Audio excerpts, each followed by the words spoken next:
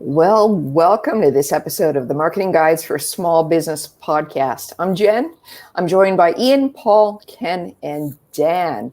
Today, we're talking about basic content. So basic content, what does that even mean? If you're not living and breathing marketing, you might not understand what we're talking about when we say content. Content means anything that is either informing or educating your audience about your product, your service, your ideas. It's meant to educate. It's meant to have people come along from either not knowing to knowing about your product or service, or having a few questions about them and then getting those questions answered. So when we talk about basic content, we're talking about the introductory, kind of the 101 level kind of information on your company's products or services. So for those of us in marketing, we're going to think about basic information about how to shop for a website, about how to choose a social media scheduling tool, about how you get started with email marketing, just the very, very basic stuff. But here's the problem. Most of us and most of our clients and potential clients want to talk about their products and services at a high level, at an advanced level, as of what's coming down the path now, what's next, what's new. But that really leaves a disconnect between the potential clients that are shopping for your products or services and do have those 101 kind of level questions and the questions and the things that you want to talk about. So a super disconnect. So that's the topic today. And having a disconnect between your product and service and your potential client is typically not good. So we're going to tackle that today. So first of all, Ken, basic content. Am I making a problem where there's no problem at all? Why do we really need this stuff? Well, if you want to be found, you need it. If you want your customers to know the problems that you solve, you need it. If you don't really care about that, you don't need it. And if you're a business where you're fortunate enough to where you get a lot of referrals, people send traffic to your website based on a relationship that they have, and you just need to have a professional looking website that people can come and check you out and make sure you're a real business. You probably don't need a lot of it. But if you're trying to rank for search, it's critical. One of the things that we've implemented, over the last, 8 months or so is a web chat widget, which really starts a two-way SMS conversation. And what we see in there is that a lot of people are posing really simple questions. And we get feedback from our clients saying, I don't want to be a help desk. I don't want to answer all these questions. And it's like, actually you do, because it's a great relationship building process. And it also gives us tremendous ideas on content that we need to be writing and putting on on their websites. Because if somebody asks this question once, I guarantee you more people have this question. It also gives you the opportunity to maybe leverage that and kind of seed the question and answer information on your Google My Business page, which is going to be really valuable. But I'm a big fan of atomic content, and that 101 content is really it is the foundation to building a strong SEO strategy. You got to have that in place. And then you evolve into the long tail keyword phrase stuff. But if you're not ranking for a big mistake, people tend to go one extreme or the other. They either have a single service page and they bullet point every service that they do on a single page, or they do the right thing. In my opinion, what's the right thing? And they create a page for each and every service that you should have. It just really depends on what you need your website to do. But if you're expecting it to generate leads by people finding your business online, you got to create it. That's a good point. Ian, I want to kind of turn the tables here a little bit. So we as marketers say, oh, you need this content. You really need it. It needs to be the basic stuff. I want you to put on your consumer hat for a moment. And has there been a time your invisible hat oh no, he's running to get a hat for those. Okay, here we go. Whoa, here we go. Cap on. Yeah. Tell us about a time in the recent history where you as a consumer have been searching for a product or service and you were asking actually the basic questions. I just want to see, does this have any application in real life? It absolutely does have application in real life. So I have a few examples. I think we all have examples of this, but let me tell you about this. Is a real life. I have it's not a huge property, but I have a ride-on lawnmower. My ride-on lawnmower was inherited with my property a few years ago. I noticed that it had no gas in it when I went to take it out of the shed in the spring. And that was because the gas tank had leaked. And I could go out and get a new lawnmower, but instead I wanted to see, is there a way to replace this gas tank? So I did a Google search, started looking around. I came across a resource that said, of course you can replace this gas tank. You just need some rudimentary skills. Here is how you would do it. So first of all, they were findable. I found the resource and it was very basic. They had a video that explained how to replace the gas tank and that any layman could do it as long as they have some rudimentary skills and some tools. And here is the link to where to buy it from. And so, of course, the company that created the video was actually the one that had the e-commerce store as well. They, when you went to the e-commerce store, it had the description. It made sure it was compatible with the lawnmower that I had. It talked about why it was better than even the previous manufactured one because it was made out of better materials. The seams were welded better, blah, blah, blah, blah, blah. So, of course, I went ahead, I clicked and bought it.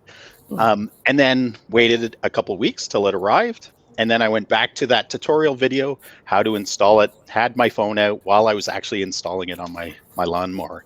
So I thought that was a pretty good example of I had a need. I searched for the need on Google. The company that came up highest was actually the one that had the best resources available and was also selling the product I needed at the time. Wow. Focusing on the problem you solve, the problems you solve. Yeah. And I think I'll just go 2 seconds. I think the thing that I like about what you said there, Ian, is that there was a video, because I think sometimes we forget that people have different ways of wanting to get help, and sometimes video can be the very best way. I'm going to be controversial here, but for customer service, I really don't want to go to your FAQs page. I get it. You want to do FAQs because it's for search engines and whatever else. But when I am stressing, I don't want to go to your FAQs page. I want to watch your video. And then maybe in 2 or 3 minutes, I'll get a good, clear example. Now, that's just me. Other people want to read that stuff. So the point is that, as Ken was saying with atomizing content, I think you have to think about the different ways that your people are going to possibly want to interact with the very same question. So to us as creators or as marketers, we'll be like, well, I already wrote something on that. Yeah, and maybe they don't want to read. Like maybe they want to watch the answer instead of read the answer. And you're going to have to think about those different, ways to atomize that. That's a great point, Dan. I mean, you've got to think about how people learn, and so there's a place and a time for written content. There's absolutely a place and a time for video content. Could be audio content. You really have to think this all through.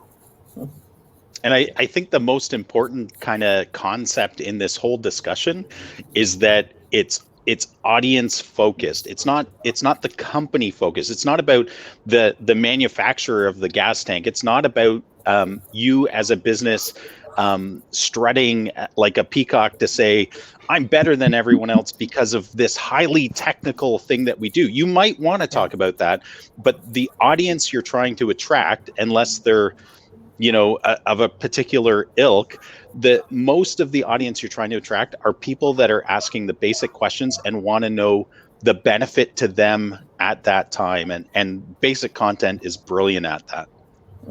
Absolutely. Now, Dan, with basic content, say you've got your client to actually write some. Does it ever need to be updated? I mean, do the basics, the fundamentals ever really change? Do we have to be concerned about that?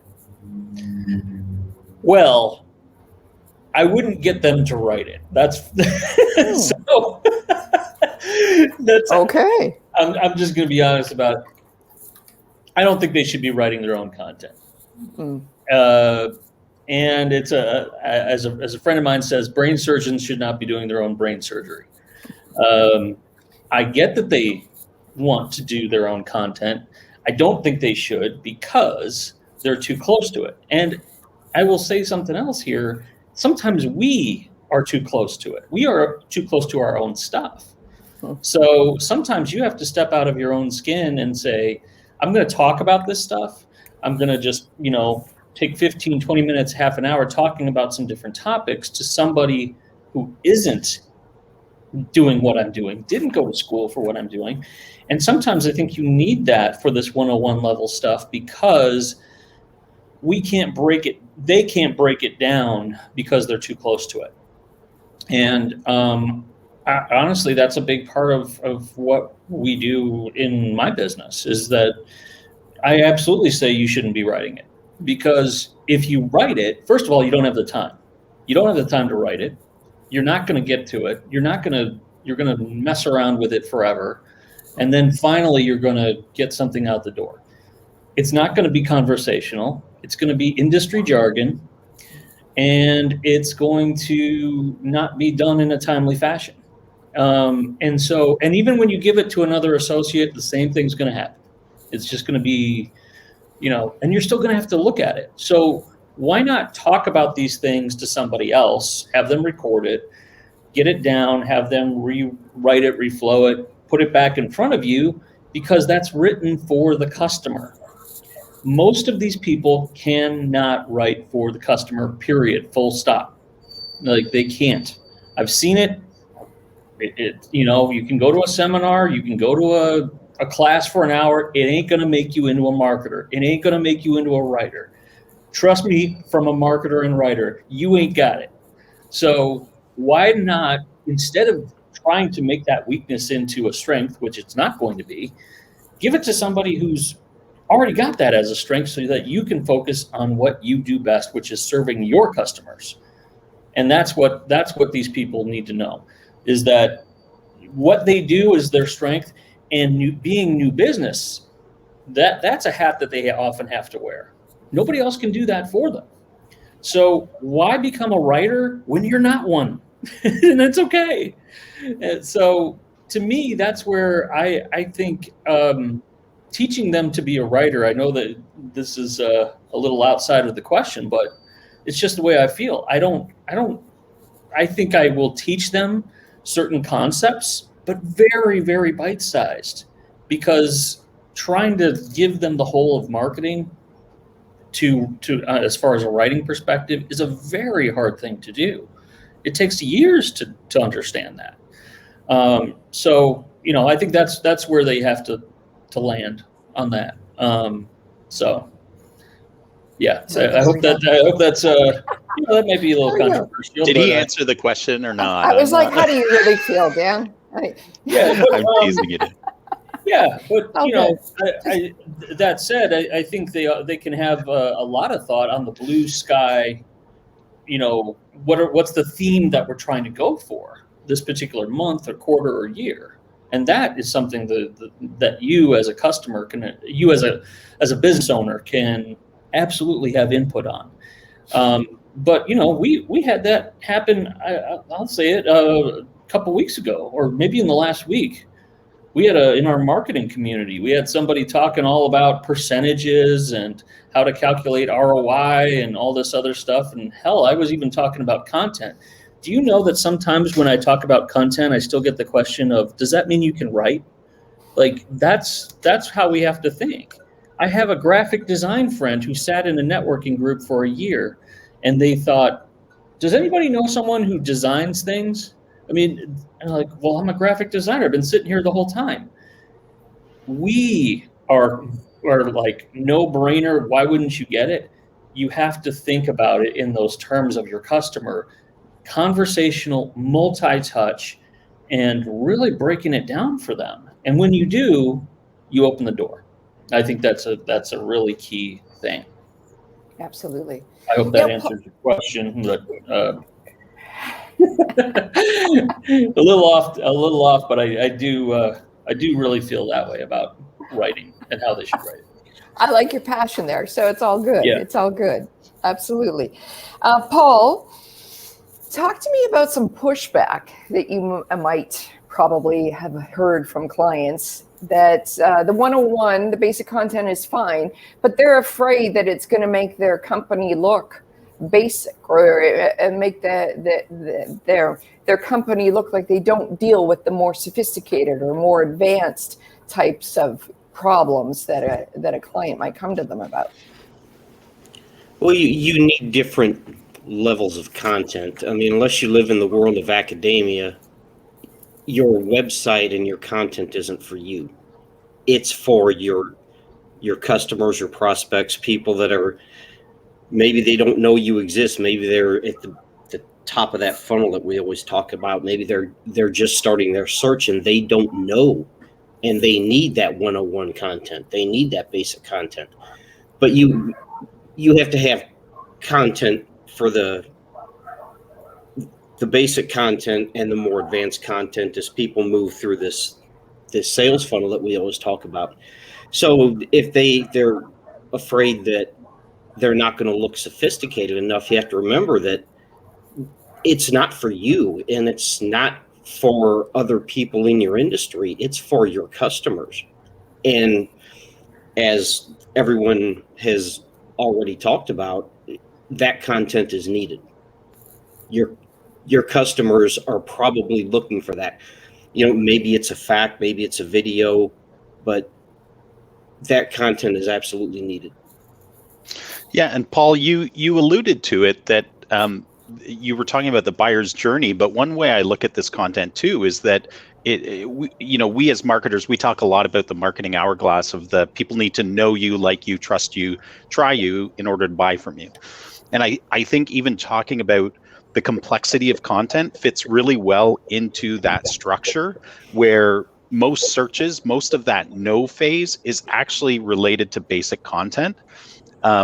And then it's about, maybe there are deeper questions that require more complex content, or maybe it's just part of the sales process that once somebody picks up the phone or fills in a form and you get in a conversation with them, then they ask you those deeper, harder questions that may have a place in content, maybe they don't. Maybe it's more about you express that deeper level of expertise in a conversation rather than in the content. But I think that structure, that hourglass, really helps us understand basic content has a place, and you can start to tighten up the content, make it more complex as you go through that process, because people have deeper questions as they go through that process. It's called internal linking. You can link from a basic piece of content to a more advanced piece of content to a more advanced piece of content. Yeah. And you guide people through your website. Why would you want to do that, Paul? To increase the time on site. Which helps Internal links is like the internal links is like the hidden gold of SEO for a lot of businesses too, right? Yeah. I mean, I think, just to piggyback on this, the inconvenient truth for a lot of people is that they need a lot of touches in order for them not only to see you as a thought leader, but also as somebody that I want to buy from. Yeah. I mean, I was thinking about this morning. The best investment I've ever made for my business, it took me about 20 touches for that to feel like, okay, I'm reading someone's blog post, those 101 level things. I feel like I'm on the same level. I'm watching 2 or 3 videos. I attended a webinar. I signed up for an e-newsletter. And then that was all before I even got any kind of direct appeal from that source that said, hey, do you want to belong to this community? So altogether, though, I mean, that's how long it took. And we're talking, quite a long time. But I was in, and I was moving, as Ian said, through the funnel, through the hourglass. But I think a lot of folks, quite frankly, it's like we want them to spend thousands of dollars with us, but we don't want to do the work of the understanding of the touches that are involved. The 101 level explanations are amazing ways to sort of beat that path from know and like to that trust in amazing ways, because you're going to need that many touches. It's just a fact. You're going to often need at least 5, 6, 7 touches for someone to say, okay, I get it. Like I'm on board. I'm moving you from a getting to know you to a short list to a, okay, why should we work together? And that's just, this 101 stuff is a key role in that. Yeah, those number of touch points that you talked about, we like to think of things as a funnel because it's linear and it's easy to conceptualize. But the reality is the buyer journey is not linear. It goes all over the map. Like you just said, I'll go sign up for a news. I'm going to go watch a video. I'm going to check out your Facebook page. Maybe I'll read a fact. Maybe I'll send you an email asking a question. I'm not ready to buy, but I have questions that I want answered. I'll send you a web chat. It's a convoluted mess, and that's the reality of the buyer's journey. It is not linear. So, yes, you do need all of these things. Yeah. And then, Paul, you hit them with some retargeting ads, so once they leave you, they can't get away from you, right? They're like, whoa, there's those guys again. Yeah. Well, that's a really cool way to look at it. Takes away our ability to stalk them, but I need to retarget them. Oh. Yeah. Well, the reality is 4% of people when they first land on your website are going to convert and take the call to action, whether it's call or fill out a form. So you should be remarketing to them. Yeah, absolutely. And that's a cool way to look at it. I didn't even realize it. We do often look at it that way with a straight line, but maybe it's more like rocks in a jar that we're building up. For every little touch that we're getting, it's more and more, getting them up the mountain. More than one way to look at it. Yeah, for sure. Yeah. Ken, you mentioned before how every single service should have its own web page on your site. Does every single service that you offer need sort of a 101 level content? No. I think we all have a tendency to fall into a trap that we're talking about. All businesses have long sales cycles. If you don't have a long sales cycle, you may not need it. You may be able to get by with a strong reputation from a ton of Google reviews, or TripAdvisor or Yelp reviews. As an example, if you're a restaurant, do you need to have a page for every thing that you offer on your restaurant? No way. That's a waste of time and money. You should be focused, make sure that your menu is available, but that's one page, and maybe that's even a download and it's not even a page on your website. So we can't overgeneralize things. And I think it's really important. Every business, we have to look at and understand what is the return on investment? What is the customer lifetime value? What is the buying cycle? How quickly do people act? And, that dictates the content that you have to have, or the strategy you have to have, or the places online that you have to be in. And, for a restaurant, there are plenty of times, the first time I've gone to a restaurant, I found them on a Google Map result. I read a couple of reviews on their Google My Business page. I was close to the area. I said, you know what, that's good enough. I'm going. Single touch. And that's all it takes. So I think it's really important for us to realize, and make sure our listeners and watchers realize you really should be working with somebody that helps you understand the dynamics of what it takes to be found online in the right way. Sometimes it's creating the atomized content, like we've talked about, with multiple touch strategies and the chaotic customer journey that Paul alluded to. In other cases, maybe your best weapon is just a super strong reputation, and so that you show up really well on Google Maps.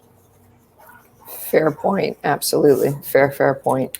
Yeah, nobody's downloading a white paper to decide if they're buying a bag of Doritos, right? We got to Unless you're a nutritionist, maybe, and then you'll want to get into all the nuances about. That's right. There's got to be something good in here. But having said that, if you do offer very nutritional food, then, and your appeal is to a customer who is looking for that specific kind of a solution, then maybe you do need to have a little bit more than just the regular content, right? So, I mean, that's where you start to get into understanding the buyer's journey, the ideal client persona, what problems do they have? What information are they looking for to help them make decisions? So, yeah, the nutritional impact of Doritos can be summed up in one word: none. There's corn. It's got corn. What about your salt intake? What about that? yeah. Oh, that's good. So, Ian, we've been talking more about businesses as having them be a little resistant to the 101 content. What about as an executive or as somebody that wants to become a thought leader in their industry? These types of people usually want to come up with a big idea or something that's so far out there. Should they also start with basic content in order to sort of gain some trust that they really know what's happening in their industry? Or what would your recommendation to be in that situation? Yeah, I would say it depends on the audience. It always starts with the audience, who you're trying to attract, who you're trying to resonate with. But in most cases, a big idea, a point of view should always be boiled down. Like if you want boiled down to the simplest basic idea possible that you can express very easily to people and then continue to build on that, right? And you might get into complex later, but I think you have to start at the basic high level. When you watch a TED Talk, some of those TED Talks can be super deep, getting into some very technical stuff. But if a good TED Talk is actually very accessible to pretty much anyone, and it's because they bring their big idea down to a level that we can all associate with, and they use examples and content within that presentation so that it does resonate with us. And of course, an example of a TED Talk, certain people are attracted to certain TED Talks. So, they've chosen their audience who they're presenting it to, but then they're attracting more of that audience once it's online. But I think with executives, the question I would even ask an executive who is trying to become an authority in their space, and they think they only have to talk about complex stuff, is, okay, let's walk that path. Let's whiteboard this out. Who are you trying to attract with this content? Are those big technical things going to resonate with those people? Let's dig into it a little bit and wear that hat, wearing hats again, but wear that hat a little bit before we actually invest in it, because it is all about that target audience. And of course, you can go deeper as time goes on and build upon that point of view and your expertise. But the one example I would use is I was in a large corporation in marketing for years. Our CEO wanted to become an authority in relation to big data. We had an analytics side to our business for retailers, and he wanted to write a book and become an authority in that space, and he did. One of the interesting things, though, is that part of becoming an authority is being picked up by an audience. And so in order to get picked up by an audience, he had to do press releases, press junkets, interviews, and all of those things were on a very high level about talking about how big data impacted the businesses and the consumers and how it helped the businesses reach those consumers, right? So that was kind of the point of view and the big idea behind it. But all of the technical stuff that goes into the big data discussion, you could have spent weeks down that path, but there was an understanding that you have to start basic. Absolutely.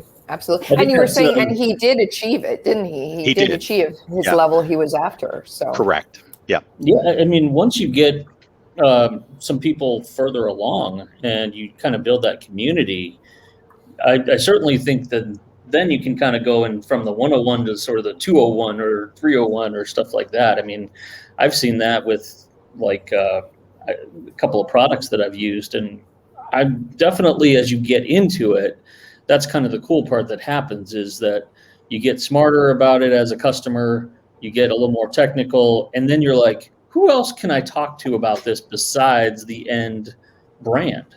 Maybe some other customers. And that's where I think the community part of this should absolutely be considered too, is that the very next thing that's going to happen is that, yeah, you can have a one-to-one relationship from brand to customer, but then what about this other entity that can really help build your brand, which is the community part?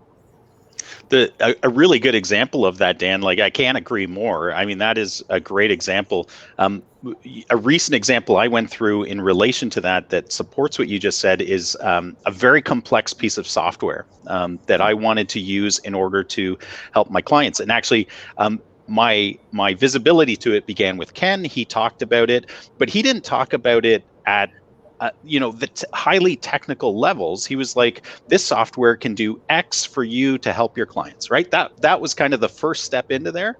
But now that I've been in the software, like I'm digging into tutorial videos that go so deep down the rabbit hole, they're ridiculous, but they're necessary because now I'm in the tool and I need to raise my understanding of how to use that tool to its greatest effectiveness. Yeah, I mean, in some of these almost take it to the point of gamifying it a little bit, where it's like an academy for learning. When you're doing, let's say, some of these products that I've used, you like you said, you watch a certain video and then you just keep going and then just keep going. And there's a feeling of accomplishment when you get through the academy of the 101 stuff, the 101 content, the 201 content, the 301 content. And then you kind of feel like you're living and breathing it and at a different level. I don't know if it's you guys have had that experience, but I've seen this with a couple of products like Pipe Drive or Lead Feeder or things like that have these things. Besides the community itself, when you enter that community, you feel like, now I really belong. And they give you a badge. They give you a badge. Yeah, they do. They give you a badge. SEMrush is ridiculously good at this. I mean, for marketers out there, you've seen this if you're an SEMrush customer. They are absolutely phenomenal at adding that kind of content for whatever level you're at. And oh, by the way, at the end, you get your little certification badge, and it means something. I mean, I get teased about it. It's all about the badges with you, but it means something. I mean, well, it's the jean jacket with all the badges. It brings back memories of scouts or something. So. Yeah. It still works. It still works. Oh, that's funny. Dan, if you could, walk us through the most recent piece of basic content you've developed, either for your own businesses or a client's business. Yeah, I'm thinking about actually sometimes with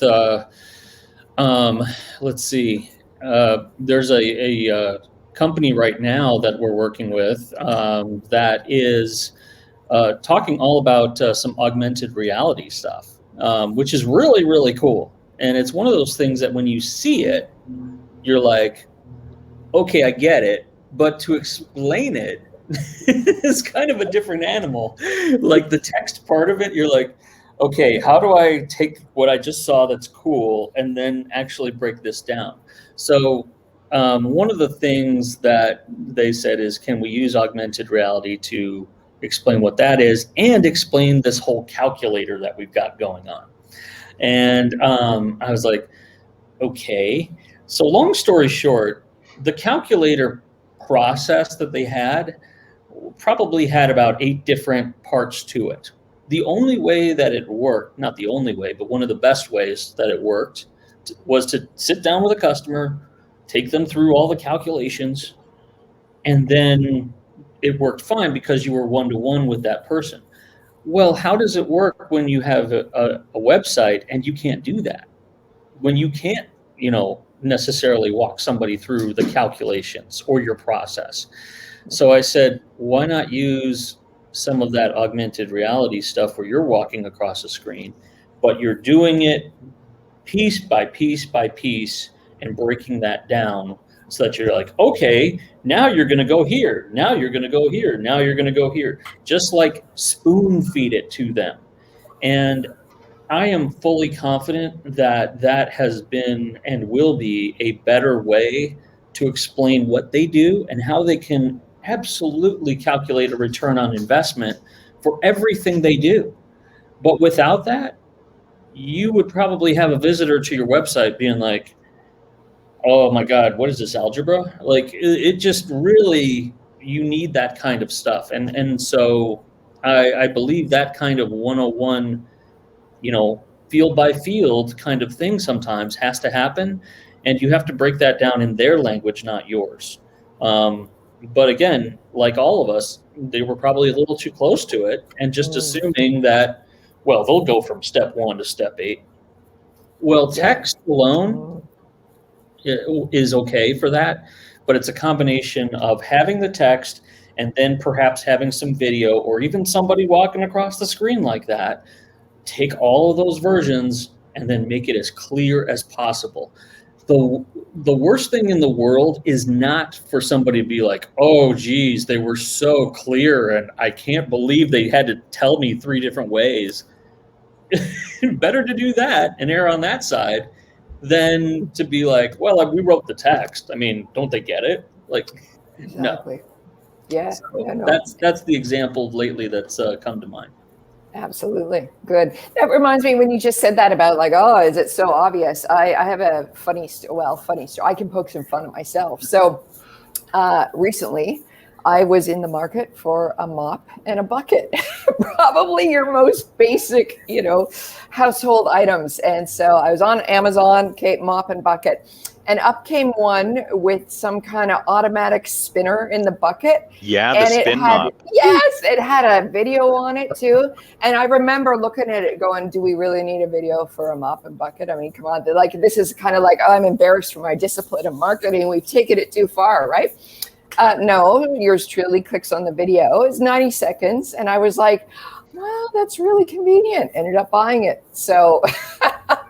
Yeah. Spin mop owner over here too. Yeah, I mean, we've talked about this. I mean, there are things that you can feel like you're even not in the market for. And I joked about this once. I said, have you ever gone on QVC and you've ever or Home Shopping Network, and those guys break it down like crazy about bit by bit 101, and you're just like, oh, I think I never knew want I that needed it. thing Yes. now. I mean, And it's all about the benefit, right, Dan? It's all about the benefit. For Jen, it was like, you don't want that mop to have too much water on it. Do you? That's horrible for your hardwood. I mean, now it is. I don't know if you've ever had an experience like this as well, but I used to live in Florida, and I am not a boater. I don't know anything about boats. I went into a Bass Pro Shops, and I swear, Nice. I almost walked out with a boat. It's like Disney World. They were that good at taking the sell, and it wouldn't matter if it was a website or in person, and they said, well, what would it be like if you could entertain a client on one of these? And I'm like, yeah, I know, but no, hear me out. And then they just kind of took it bit by bit, and they were in my skin. They weren't trying to say, well, this is the Roadrunner XL 5000, blah, blah. I mean, nothing about it was about boat. Like me as an expert, it was all about, let me get to know you. Let me get to know your business and why you would have something like this and why you'd want to have something like this. And none of it was selly. And those guys, they were so good that my business partner and I were like, are we buying a boat today? That's how good they are. So it can be done even for people who may not be in the market for, somebody looking for that product. So yeah, absolutely. Well, Paul, just to round us out here, so we've talked about some very basic things that need 101 content, apparently. What if we go on the flip side of something highly, highly technical, like that your audience perhaps doesn't even know how to ask the first question about this technical thing? How do you start there with the 101 content? Maybe they don't need to know. But can you explain? You're probably going to have to initiate that conversation, but I guess I can kind of give you an example. A while back, we had a customer I had to set up an SMTP relay for. Well, what the hell's that? Well, Perfect. So basically, I told him, look, you're sending emails out of a CRM, and you do not want to use your email address for that. You want a domain-based email address, and you want to keep everything separate. And basically all this does is it uses a third party to send these emails on your behalf, and that's how I explained it to them. And they said they understood it. They probably didn't. They probably just saying that, but I know you're looking for, yes, everything technical can be explained easily. And a lot of times it can be to some point, but if you're talking about something that is really technical, all you can do is kind of break it down the best you can. But sometimes things that are really technical, they are what they are. Yeah, that's fair. And okay, yes, I was looking for you to say yes. However, what I think is so special about that conversation that you just demonstrated back to us is it was like you took the time. It sounded like you really cared, right? You cared about the client end result. You cared about protecting their email address. You cared about how their business was seen when email from them landed in somebody's inbox. It's just like that extra care in the explanation is probably, I'm saying, what probably made him go, yeah, okay, Paul knows what he's doing. Thank goodness he's looking out for my business. Let's go with whatever he says. So I think that human part of it matters so much as well in the explanation. Yeah, that's definitely a good point because, and you're probably right. They probably really, on a technical level, didn't understand what I was saying. Yeah. But the fact that I knew what I was talking about, and I've done this 1,000 times before, that was good enough for them. Mm-hmm. Well, you know what's interesting too on that, Paul, that your example's brilliant because I just recently had to do some research on SMTP stuff. And what I found interesting, just because what you were saying, but it's interesting because if anybody on this podcast Googles SMTP, the things that come up are those highly technical businesses serving up that software do not talk about SMTP. They talk about email deliverability. Like you want your emails to get where they're going 100% of the time. And then they offer kind of the technical stuff of why they can do that well. But they do serve up basic content because most people, if their web guy said, hey, you need an SMTP server, they're like, okay, you go do it. Or if they have to do it themselves, they'll Google it. And those companies understand that, right? So they bring it down another level. I mean, I think the thing that sometimes, no matter what business you're in, the thing that may be your strength may not be what you do as the number one strength. I mean, I'm going to do a little inadvertent chest beating here, but I think this is just to illustrate a point, is that hold on, let's be some chest beating. Yeah. So this is... I'm still waiting for the lights. They're coming. But no, this is what is my number one strength right here. This is my number two strength, and this is my number three. That's a great mug. Empathy, adaptability, and everybody has a different set. Like every top 5 is different. But the point is that my strength is empathy and adaptability. And it's not writing. It's not strategy. It's not anything to do with marketing. It's empathy and understanding like, okay, I get where you're coming from. How do I then adapt that to the outside world? Now, maybe, sure, writing is the vehicle for that. But I think sometimes all of us have to sort of look at this as what's our personal part of this that can break down into the one-on-one content so that we can say, all right, I get what they're trying to say. I get what let me figure out what the customer is trying to get to, empathize with their situation, with their pains. There's probably 5 of them. And how do we adapt to that versus just saying, this is what we know, this is what we do, and hopefully you will like us because we've been around a long time. Like that is just going to go right over. And that's where the one-on-one stuff is, I think, really an awesome opportunity. Absolutely. Hey, Paul, I have a question for you, and Ian, you probably can jump in on this too, but how do you guys see this 101 content helping out in like Google's knowledge panel, or does it? I think it does, but you have to write the content. I was actually reading an article on this a couple of weeks ago, that to get the knowledge panel, Google they like list type posts, they like bullet points, they like numbered points. But it does, because especially if you look at YouTube, the most searched for videos on YouTube are how do I do something.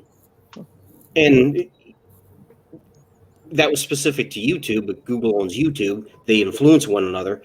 And I'm sure there are a lot of searches on Google about how do I do that, or what is this? What is that? How do I do something?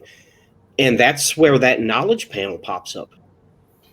So we ought to explain to our viewers and listeners what the knowledge panel is too, right? So it's like the prime territory you can get for certain questions that people are typing in regard to a search engine, where Google is going to take the answer that you've provided through content you have on your website and feature it so that you don't even, I mean, it's starting to answer the question based on the information you've provided before you even scroll down and look at the search, right? So yeah, and so it's also referred to as position zero. Yeah, it's fantastic, and I mean, sometimes it requires the advanced content to be able to get there, depending on how competitive the that search phrase or that question, and this is really coming along around where people are asking questions, right? Because as Jen, you mentioned, sometimes a lot, like, I always come back to tuck pointing. I still don't know what tuck pointing is. I've looked it up a dozen times or more.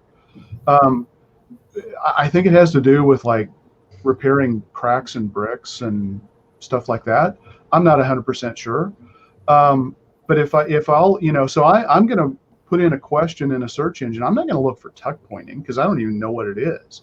I'm going to type in, I've got cracks in my fireplace that I think need to be repaired. And that's what I'm going to probably type in regard to search. Mm-hmm. And if you're the local company that can provide that position zero information to help me solve that problem, guess what? If it's something that I feel like I really need to get fixed, who am I going to contact? And speaking of the knowledge panel, this comes also a little off topic here, but it comes back to your online presence, because one of the things that influences whether you get that is what we refer to as experience, authority, trust.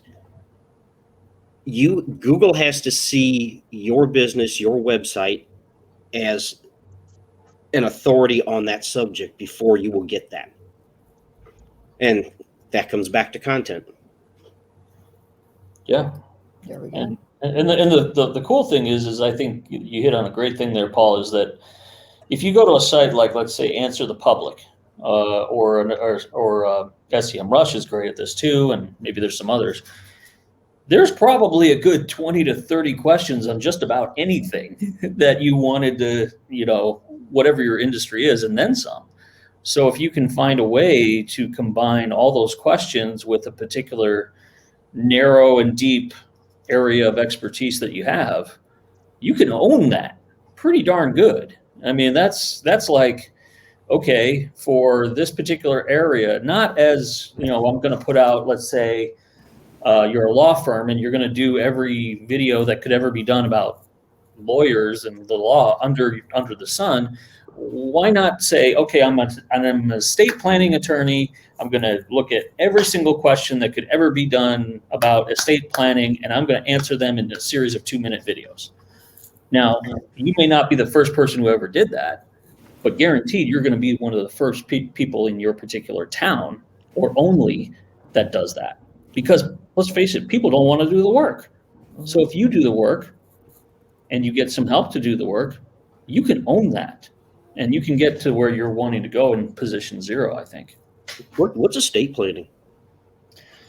It's kind of like That's a topic for another podcast. Come on, guys. It's kind of like how Ken said about Google it. tuck pointing. Tuck pointing. I've always been fascinated because it's similar to my last name, right? So it's like tuck. I wonder what that is. Is that part of how my my name was derived from somebody who did this for a living? I have no idea. Because I don't know what it is. I still don't know what it is. There's a lot of things I don't know what it is. Yeah. We could go on all afternoon, but this sounds like a good place to wrap up. Thanks for joining us today, and we'll see you guys next week.